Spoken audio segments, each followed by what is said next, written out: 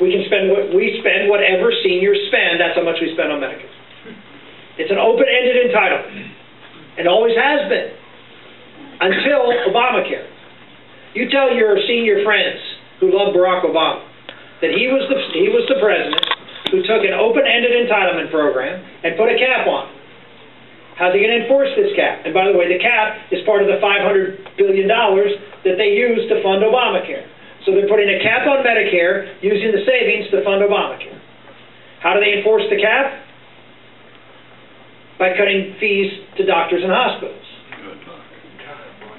And I don't know if you saw the most recent statistic out on primary care doctors. 42% of primary care doctors in America right now are not seeing any new Medicare patients. Why?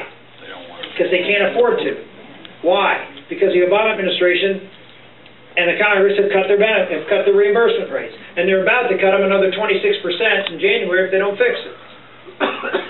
So, sure, you have a Medicare card. Sure, you have access to a doctor if you can find one who will see you. You have access to a hospital if you can wait in line for the test that you need. And you will be put in line, and there will be two different categories of Americans: Medicare patients, Medicaid 3, Medicaid, and private pay. And they have to have a payer mix that makes the enterprise profitable, otherwise they won't continue. Right?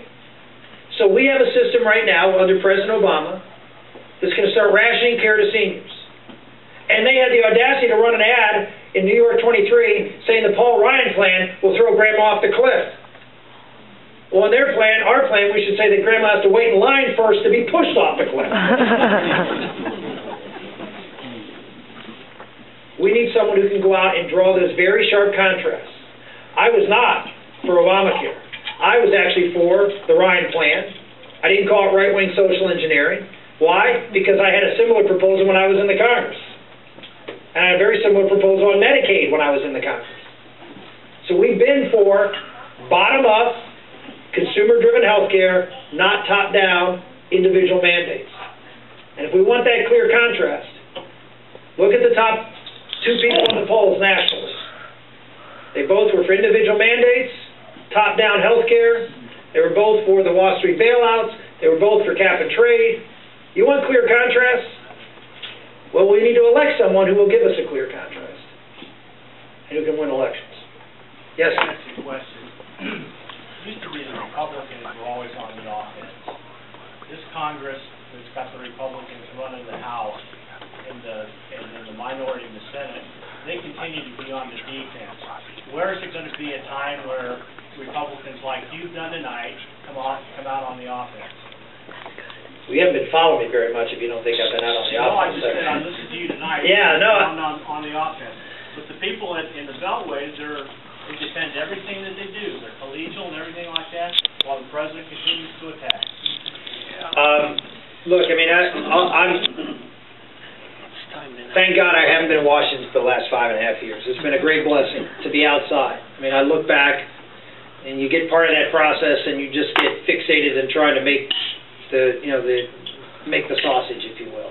And it's really healthy. I found it really healthy to be out of the process and look at it and see, the mistakes I made and the mistakes some of my colleagues are making, and have the perspective of an average citizen, if you will, as opposed to someone in the mix. It's a lack of leadership, and it's a lack of leadership primarily on the president's part. But it's our leadership isn't there. It's hard to lead out of a Congress. It's hard to lead as a speaker. It's hard to lead as a leader in the Senate. It's hard to lead, but you led when you were in Congress. You led when you were a senator. I remember when you were elected the first time, nobody knew who you were. I remember that. I remember that you're one of the few people in Republicans who went to Pennsylvania. But you led. But these guys now, they're supposed to be our Republicans, they're not leading. They're defending everything that they do. Like I said, it's hard to be a leader, and I'm not. All I can say is that there is a very bigger than ever before, core of Republicans who are ready to make big changes in Washington. If you can get a good president I have some suggestions on that front. And you can get 50 Republican senators and hopefully more. Keep the majority in the House. You put me in a position where we can lead.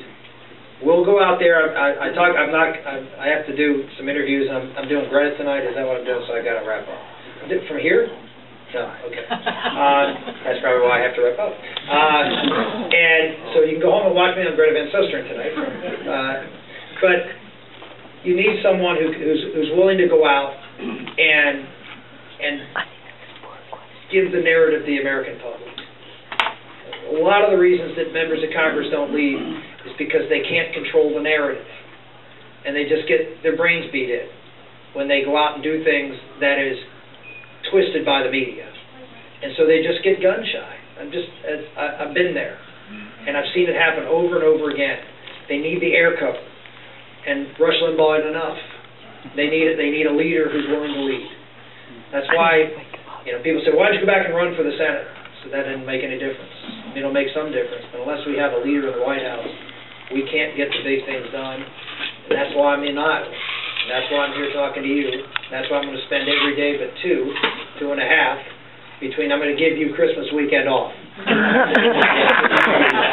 But after this, I'm back. And I'll be here, and we'll be working hard. If you'd like to help me, as I said before, we greatly appreciate it. If you're for me, then you need to sign up and help me out. It's not good enough just to be for me. It's not enough. This is the most important election in your lifetime. You're going to look back on this election, and you're going to say to your children and grandchildren that what you did at this crucial time in American history as leaders in Iowa. And you're going to say, I did everything I could in these last 3 weeks. I did everything I could to make sure we had the right person. And if you think it's somebody else, then go work for them, but don't sit on the sideline.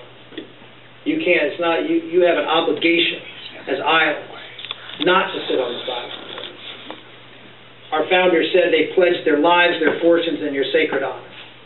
I'm not asking for any of those things. But they also said that the hardest job was not establishing freedom. They said that was easy. Writing in the document was easy. They knew the hard job was years and years down the road as we got away from the revolutionary fire that was the revolution, that people would tire, that time would erode the resolve of the American people to be free. I always talked, I was just at Cornell College, and I said, you can have bigger government, and they can take take care of you, and it's easier. Freedom is hard. Freedom is hard. Taking care of your own health care is hard. It's easier if the government tells you everything you need. Education, homeschooling, we homeschool. It's hard. Having that freedom is hard. It's easier just to drop your kids off and have someone else take care of your problems. Freedom is hard. And it's easy to understand how Americans can tire. But don't let it be us. Don't let it be the people in this room who tired. You need to be energized. You need to go out, you need to make a difference in these next 3 weeks. For whoever the candidate is, go out and fight. Go out and make a difference. And you can stand and be proud that you did your duty as Iowans as first in the nation. God bless you. Thank you.